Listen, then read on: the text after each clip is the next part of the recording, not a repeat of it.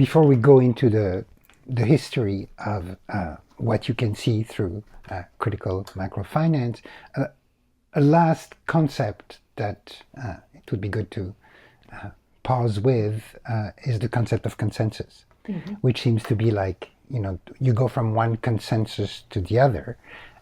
So what would constitute a consensus in terms of the relationship between these actors that you've defined? Very good. So this is another layer of the work that I've been doing under the critical macrofinance umbrella, which is to try to identify the origins of or the political and ideological regime under which state-capital relations have changed over the last 4 to 5 decades after the collapse of the Bretton Woods system and the emergence of what we call neoliberalism.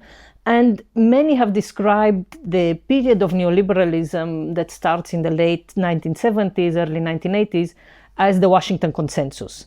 And it is a consensus in the sense that it reflects it's not a consensus in that everybody subscribes to it, but it's a consensus in the sense that it reflects a kind of political understanding in Washington or in wherever the seat of the hegemon would be. But this is a story about American financial capital to a great extent. It's a consensus about what it would take in order for countries to be well integrated into the global economic order that the US was creating when it was re-engineering after the collapse of the Bretton Woods system. So the Washington Consensus was a consensus about what we call a trinity of macroeconomic and other kinds of economic policy measures that would put the market as they would create the space for the market to work as an allocation engine, and that would shrink what we would call a big government approach or a Keynesian approach against which neoliberalism fought.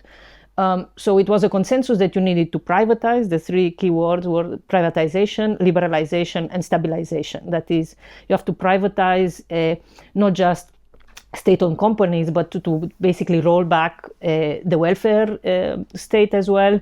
You had to liberalize labor markets, prices, capital accounts, allowing capital to flow very freely. It wasn't a consensus about the free flow of labor or humans across borders, but it was certainly a consensus that capital should not face any kinds of impediments in moving freely within and across countries. So you basically removed what we call measures of financial repression, which is the state trying to repress finance within its territory.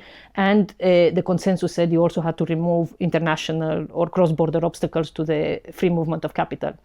And it was a consensus that it was sometimes imposed through what we call the Washington Consensus institutions or the IMF and the World Bank, which subscribed to this consensus, and they were, in a sense, they were promoting the US Treasury view of international economic policy in countries in the global south. And they were promoting them sometimes through, I would say, sheer economic force, as in they were forcing countries to adopt or to pursue this holy trinity of the Washington Consensus, even where domestically there wasn't enough sort of political purchase, because we know, and the Washington Consensus became discredited because it basically created very significant social and economic costs where it was adopted and where it was pushed in countries in the global south. And this consensus, I argue then by the late 1990s, it starts to lose at least political purchase and credibility in countries in the global south and in left movements in the global north. I mean, the left movements always kind of questioned it, but they didn't focus so much on the parts of, stabilization, on the role of the central bank in that story. So it starts to lose credibility because its emphasis on the market or on the free market, it clearly doesn't work very well. Not many countries who pursue the Washington Consensus actually manage to create some kind of dynamic capitalist economy. And then you have some kind of apologies that say, okay, well, the problem is that we forgot that sometimes markets are imperfect, so we'll create a post-Washington Consensus. We'll accommodate. We're going to get there at length. Yes. will accommodate some kinds of externalities, but the logic is always that the basic tenets are the same.